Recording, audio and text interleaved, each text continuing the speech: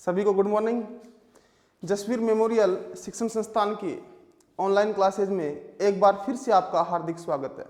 प्रिय विद्यार्थियों, कल हम बात कर रहे थे सत्ता पालन के प्रमुख आधारों की। सत्ता पालन के मैंने आपको कल 4 आधार बताए थे। कौन कौन से? नंबर 1 बताया था मैंने आपको विश्वास। नंबर 2 बात की थी एकरूपता। नंबर 3 लोकहित और नंबर 4 दबाव। सत्ता पालन के इन 4 आधारों में से हमने विश्वास के बारे में कल पढ़ लिया था कि अधीनस्थों का सत्ताधारी के प्रति विश्वास जितना गहरा होगा, सत्ता पालन जो है वो उतनी सरलता से क्या होगा, अधिक होगा। कहने का मतलब जो अधीनस्थ हैं उनका सत्ताधारी के प्रति क्या होना चाहिए, विश्वास। इसके बारे में हमने कल बात की थी। किसकी? विश्वास की। आज हम बात करेंगे विश्वास के बाद में सत्ता पालन का जो अगला आधार है वो कौन सा है, एकरूपता। देखिए, सत्ता पालन का जो अगला आधार है वो कौन सा होगा आपका? नंबर 2 एकरूपता।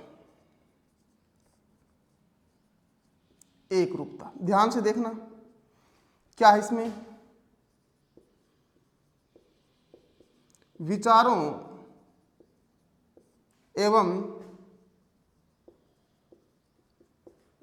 आदर्शों की एकरूपता सत्ता पालन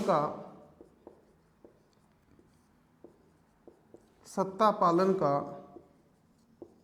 प्रमुख आधार है। क्योंकि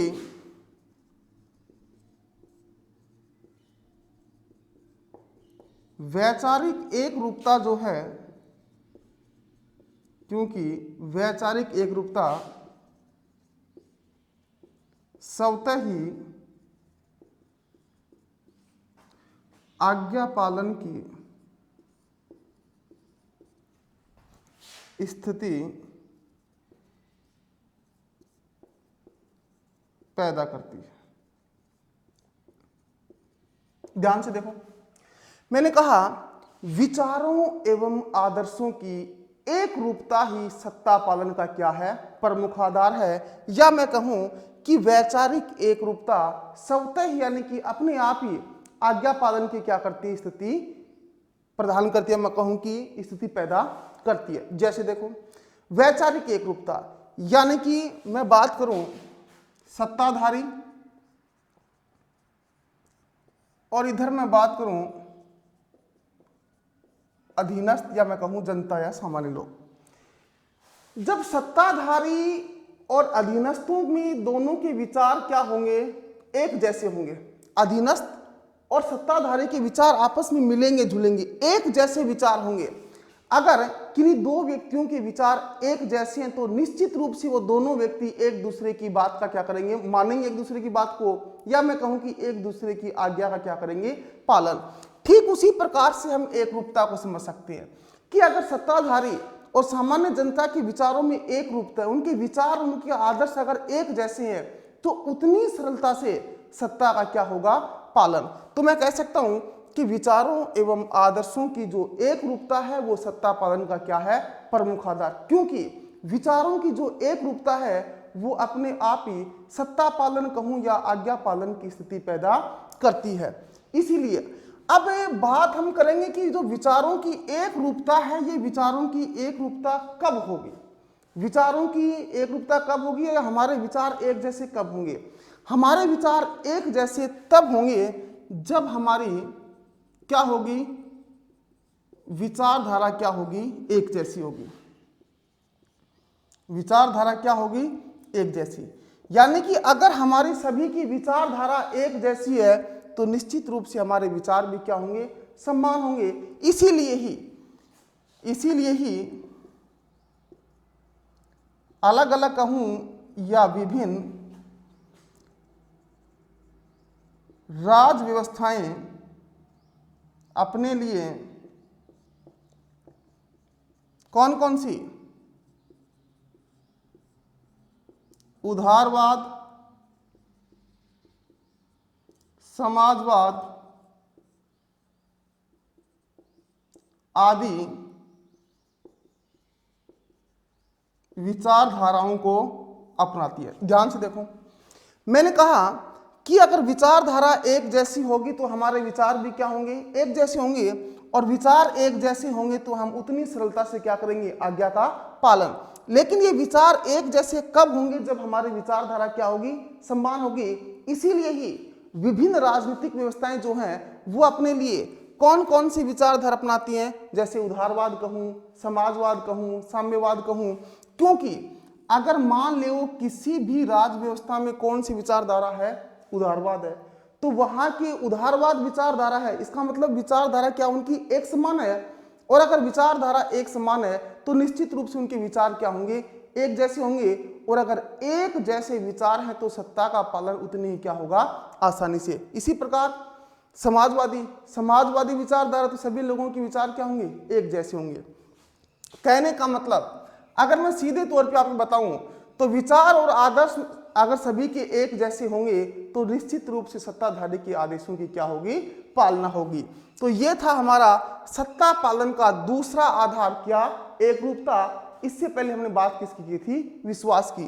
अब हम सत्ता पालन का जो तीसरा आधार देखेंगे वो क्या होगा, ध्यान से देखिए। सत्ता पालन का जो तीसरा आधार होगा उसको हम क्या कहेंगे, लोकहित। क्या कहेंगे, लोकहित। ध्यान से देखिए, अब हम बात करेंगे लोकहित की। सत्ता पालन का जो तीसरा आधार है वो क्या होगा, लोकहित। देखो, हम सभी लोग सरकार के या कहूं कि सत्ताधारी के आदेशों की क्या करते हैं, पालना करते हैं। लेकिन ऐसा नहीं है कि हम सभी आदेशों की पालना दंड, भय या दबाव के कारण करें। नहीं, ऐसा नहीं है कि सभी आदेशों की पालना भय, डर से करें या किसी के दबाव या शक्ति के कारण करें। हम कुछ आदेशों की पालना इसलिए भी करते हैं क्योंकि वो आदेश या कहूं नियम कहूं या वो कानून कहूं वो जनता के क्या होते हैं, हित में होते हैं। इसलिए भी हम उन आदेशों की क्या करते हैं, पालना। देखो, छोटी सी बात लिखता हूं।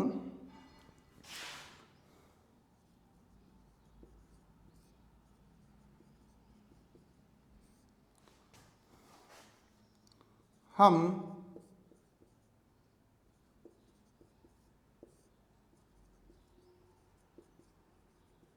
सरकार के नियमों व आदेशों की पालना केवल शक्ति या दबाव के कारण नहीं करते, बल्कि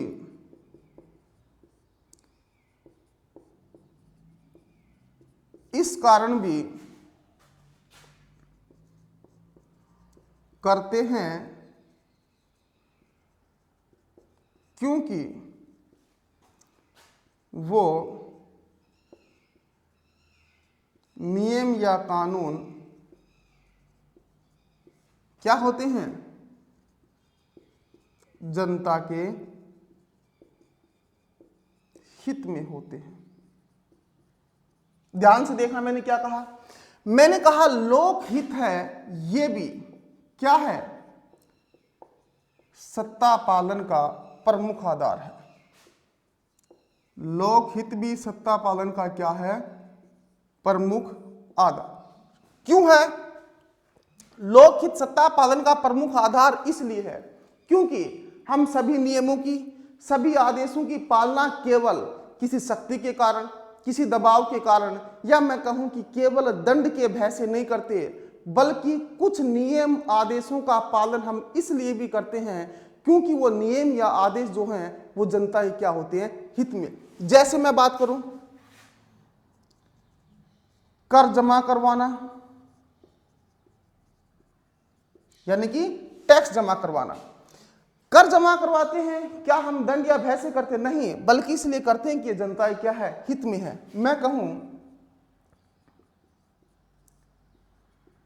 यातायात के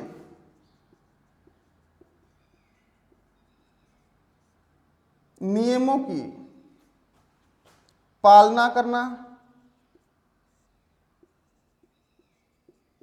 यातायात के नियमों की क्या करना, पालना करना। मैंने कहा अब निश्चित सी बात है, इन एग्जाम्पलों से आप अच्छी तरह से समझ सकते हो कि हम सत्ता का पालन दंड या भय से करते हैं या फिर जनता के हित में करते हैं। देखो ध्यान से, मैंने कहा लोकहित जो है वो सत्ता पालन का क्या है, प्रमुख आधार। किस प्रकार से प्रमुख आधार, देखिए क्योंकि हम सरकार के सभी नियम, या मैं कहूं कि हम सत्ताधारी के सभी नियम या आदेशों की पालना केवल इसलिए नहीं करते, यानी कि मैं इसलिए का मतलब केवल शक्ति, दंड या भय के कारण नहीं करते, बल्कि इसलिए भी करते हैं क्योंकि वो नियम या कानून किसके हित में होते हैं, जनता के हित में होते हैं। जैसे टैक्स जमा करवाना, हमने कर जमा करवाया, हम कर जमा करवाते हैं, वो केवल हम दबाव के कारण नहीं करवाते, लेकिन इसलिए करवाते हैं क्योंकि वो क्या है, जनता के हित में है।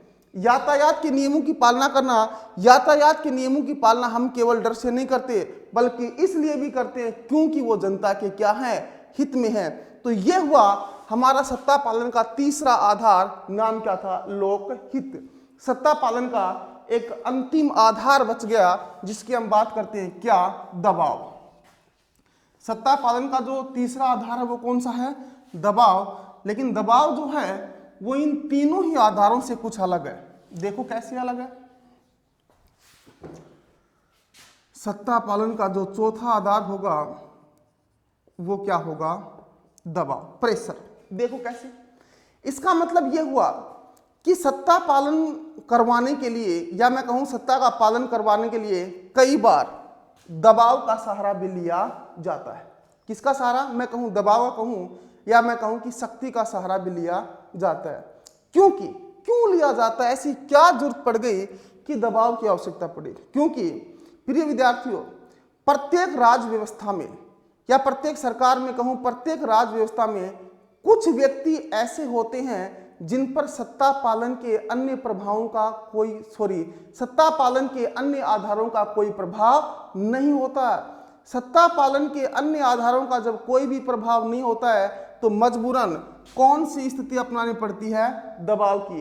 कहावत आपने सुना होगा कि लातों के भूत बातों से नहीं मानते, इसलिए कुछ लोगों के लिए कौन सी स्थिति अपनानी पड़ेगी, दबाव। देखिए जरा, दबाव सत्ता पालन के लिए कई बार दबाव व शक्ति का प्रयोग भी करना होता है, क्योंकि प्रत्येक राज्य व्यवस्था में,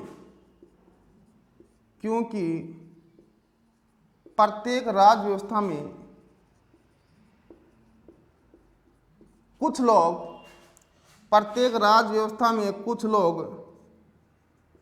ऐसे भी होते हैं जिन पर सत्ता पालन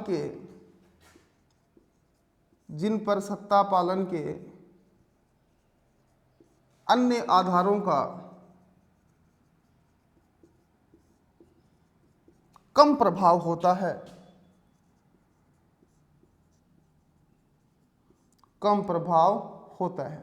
ध्यान से देखिए, मैं फिर से समझा रहा हूं आपको।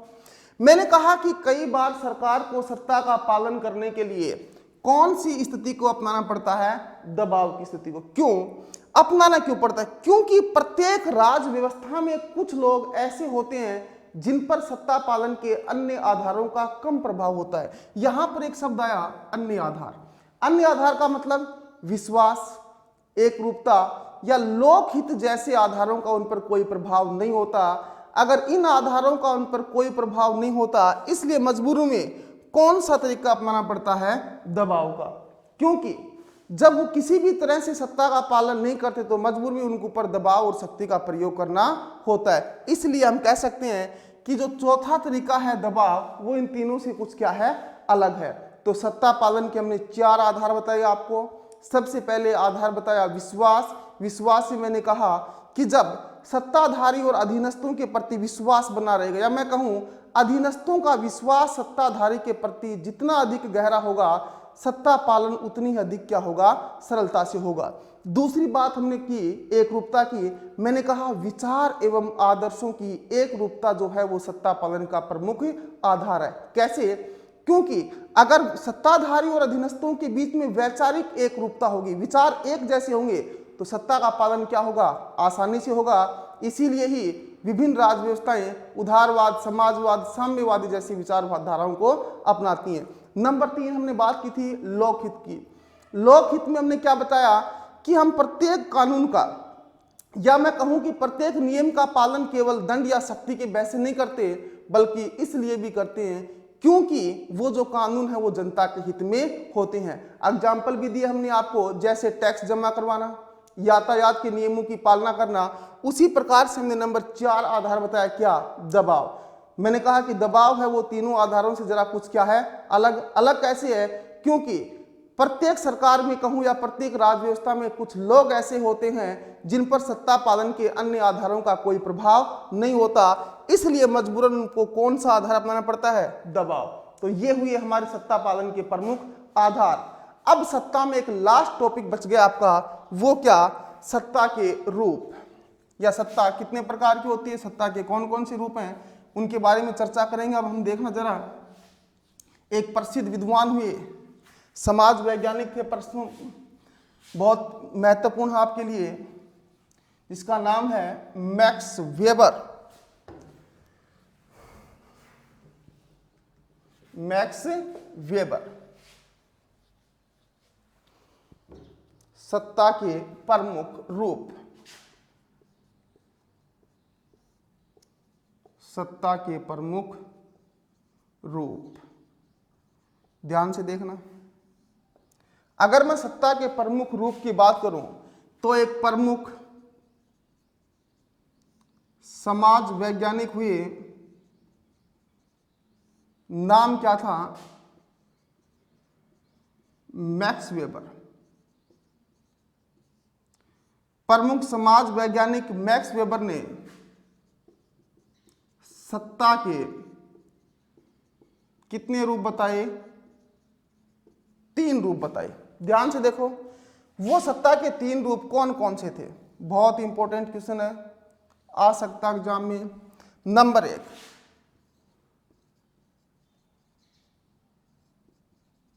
परंपरागत सत्ता। नंबर 2,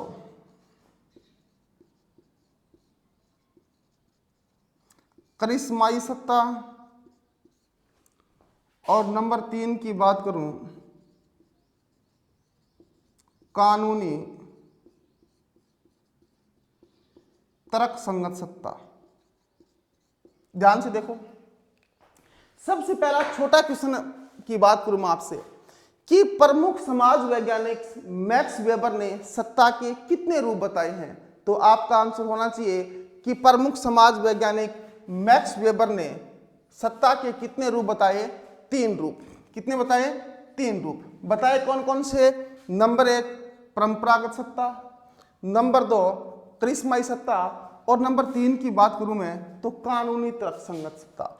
हम प्रत्येक सत्ता के रूप को बारी बारी से पढ़ेंगे। सबसे पहले हम बात करेंगे परंपरागत सत्ता की, उसके बाद में बात करेंगे करिश्माई सत्ता की, और उसके बाद में हम बात करेंगे कानूनी तर्क संगत सत्ता की। तो सबसे पहले हम देखते हैं कौन सत्ता, परंपरागत सत्ता। देखो, परंपरागत सत्ता क्या होती है, इसका आधार क्या होता है, सब बातें करेंगे हम इसके अंदर। परंपरागत सत्ता नंबर 1, परंपरागत सत्ता। सबसे पहले मैं बात करूं परंपरागत सत्ता का आधार, तो परंपरागत सत्ता का आधार क्या होता है, परंपरा एवं इतिहास। अब यहां ये बात शायद आपको समझ में नहीं आई कि सर इसका मतलब क्या हुआ परंपरा एवं इतिहास, लेकिन जस्ट समझ में आएगा। देखो 2 लाइन लिखता हूं।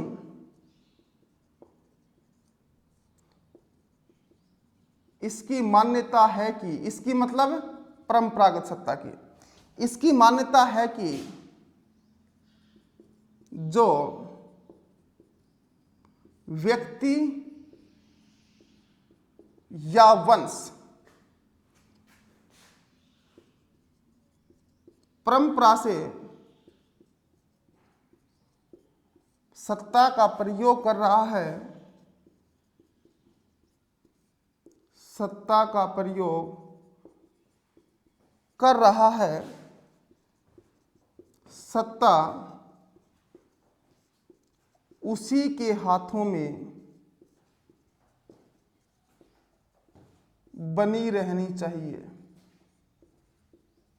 उसी के हाथों में बनी रहनी चाहिए। ध्यान से देखो, मैंने कहा कि परंपरागत सत्ता का जो आधार है वो क्या है, परंपरा एवं इतिहास। क्या कहा मैंने कि परंपरागत सत्ता की मान्यता है कि जो व्यक्ति या वंश परंपरा से सत्ता का क्या कर रहा है, प्रयोग कर रहा है, उसी के हाथ में सत्ता बनी रहनी चाहिए। इसका मतलब ये हुआ कि जो व्यक्ति या वंश पहले से परंपरा से, यानी कि इतिहास से जो पहले से परंपरा चली आ रही है, यानी कि पहले से जो परंपरा चली आ रही है, उस परंपरा के अनुसार जो व्यक्ति सत्ता का प्रयोग कर रहा है, उसी व्यक्ति के हाथों में सत्ता बनी रहनी चाहिए। कहने का मतलब जो पहले से सत्ता का प्रयोग कर रहा है, उसी के हाथ में क्या रहनी चाहिए, सत्ता। किसी नए व्यक्ति के हाथों में सत्ता सौंपनी नहीं चाहिए। अगर हम किसी नए व्यक्ति के हाथों में सत्ता नहीं सौंपते हैं, परंपरा के अनुसार सत्ता सौंपते हैं, तो क्या इसका आधार परंपरा एवं इतिहास सही है कि नहीं? यानी कि जो इतिहास से चला आ रहा है, जो पहले से जो बात चली आ रही है, उसी बात के अनुसार ही सत्ता क्या करनी चाहिए, सौंपनी चाहिए। छोटा सा एग्जांपल देता हूं इसमें, एक देखना, जैसे घर में वृद्धजनों की सत्ता, घर में वृद्धजनों की सत्ता। ध्यान से देखो, इस एग्जाम्पल से शायद आपको समझ में आ जाएगा।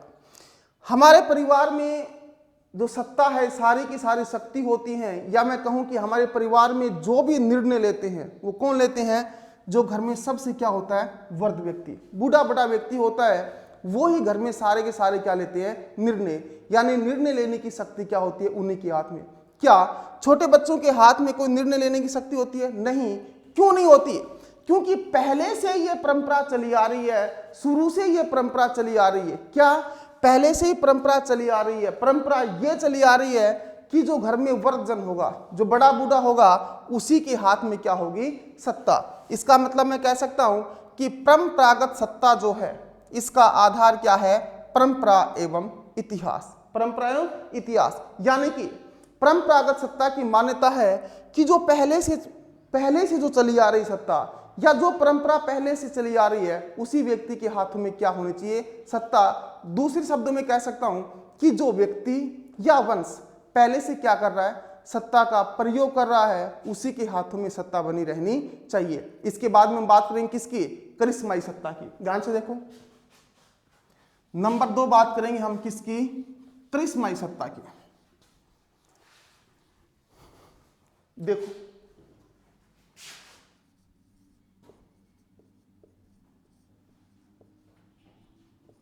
करिश्माई सत्ता, करिश्माई सत्ता जो है, इसका जो आधार है वो क्या है, इसका आधार है व्यक्ति की भावनाएं। इसका आधार क्या होता है, व्यक्ति की भावनाएं। या मैं कहूं करिश्मा सत्ता जो है, ये व्यक्ति के